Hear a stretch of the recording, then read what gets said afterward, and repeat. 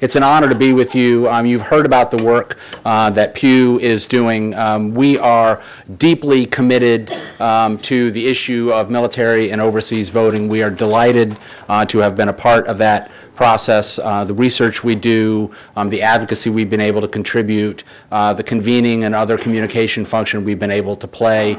But really it's an honor to be with all of you who are interested in the issue, but who also have been so committed and have done so much to make the call for better military and overseas voting rights a reality in this country. So thank you for being here with us at Pew's headquarters, but especially thank you for all of your good work on this issue through the years and on into the foreseeable future. What I want to talk about today, though, is something a little bit different. Rather than focus exclusively on military and overseas voting rights, I want to focus on something that we call the new normal.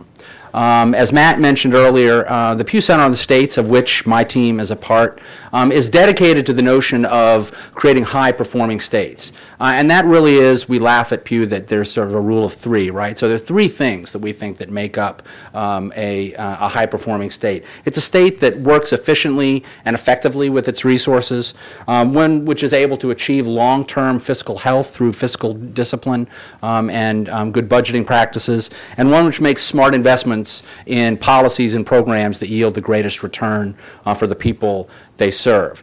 So our election work, as Matt mentioned, is intended to take the traditional look at elections and election administration and broaden the view from solely a focus on political science and representation and sort of the democratic nature of elections, and focus on it as a public service, something that state and local governments provide to their citizens in their jurisdictions. And in fact, we typically focus on citizens not just as potential voters who use an election system, but as taxpayers who help foot the bill for that system. And it's through that lens I want to talk a little bit about the new normal and election administration. The new normal really is a shorthand for the changes which have been wrought across the country in the wake of what my colleagues on the Pew Fiscal team call the Great Recession. States, as all of you know, and are probably many of you feeling, are dealing with terrible constraints on their ability to raise revenue, to fund programs, many of which they thought they would always be able to fund. And that shortage in money has created a need, almost a mandate, for states to think about how they can rethink, re-engineer, reimagine the services they provide to citizens in a way which preserves the essential nature of those services while at the same time doing so more efficiently, more effectively, and especially more cost effectively. And so new normal means that we have to look beyond what we've normally looked at in the election field when we consider policy changes to the way in which we conduct our voting at the federal, state, and local level.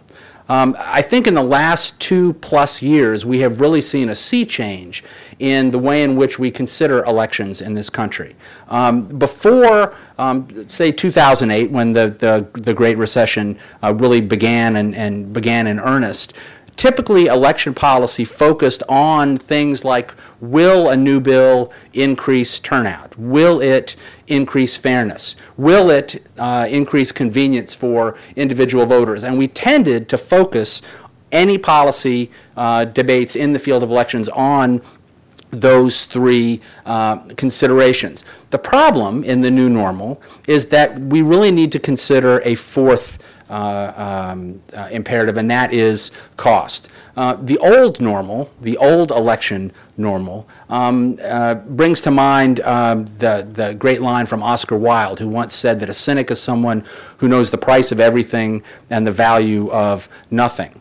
Really, the nature of the old normal in elections was almost exactly the opposite, in that we seem to know the value of everything and the price of nothing, that no price was too high to pay. No new program was unexciting enough to investigate. No new approach was too innovative to look at. And frequently, questions about cost and the impact it would have on the taxpayer got lost in the discussion. We simply can't live that way in the new normal. And it's not just me who's saying that.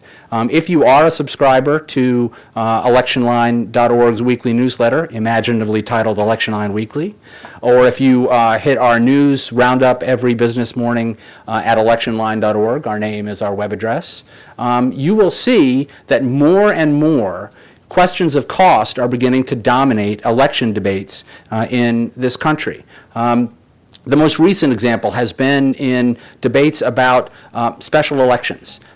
Typically, fights about special elections have focused on the politics of special elections, whether the timing of individual elections will affect one or more candidates. But more and more, you're seeing jurisdictions across the country not just thinking about when to have special elections, but actually talking about if and when to have special elections. So Secretary Tennant of West Virginia, who was here this morning, her state has been grappling with if and when to hold a series of special elections triggered by the death of the late Senator Robert Byrd.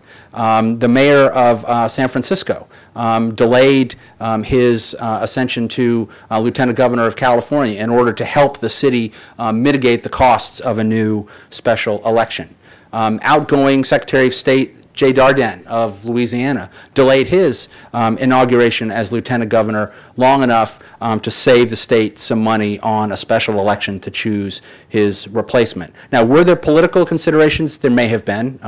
I tell people I'm an election geek, not a political junkie, so I'm not qualified to say whether those considerations predominated, but I think it's important to note that we are putting the question of cost squarely on the table. If you're starting to follow the re-emerging debate over things like photo ID or citizenship verification or even new voting machines in many states and localities across the country, cost is, if not foremost, certainly a predominant part of those discussions. We simply cannot advance changes to reforms of reimaginings of the election administration process without taking into account the degree to which they will have an impact on the taxpayer.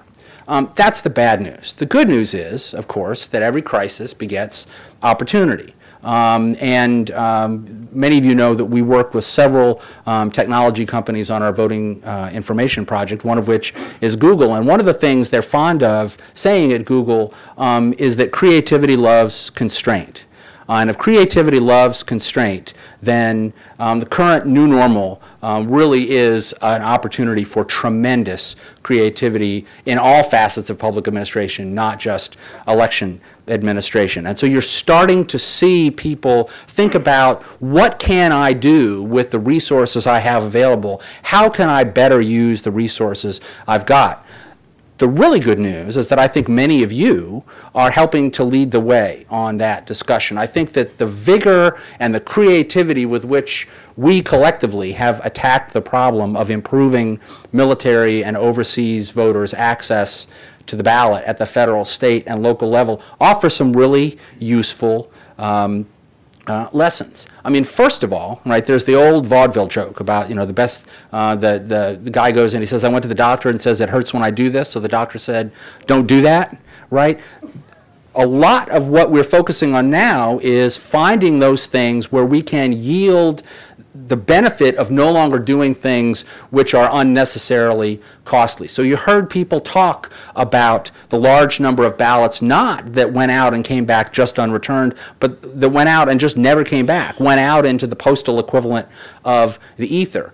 The money, the time, the postage it took to send those ballots out and never have them returned is money right now that the federal, state, and local government, especially state and local governments who administer elections, cannot afford to waste. And so anything we can do to improve our voter rolls, to improve the communication between states, within states, between agencies within a state, between different levels of government, whether it's military authorities or multinational corporations, anything we can do to help election officials ensure that every ballot that goes out finds a voter at the other end who can vote it and return it in time is something that we can and should do. It isn't just about making it possible for those voters to cast a ballot, which is incredibly important, but it's also about no longer unnecessarily wasting time, energy, and most importantly, money on things that simply don't work.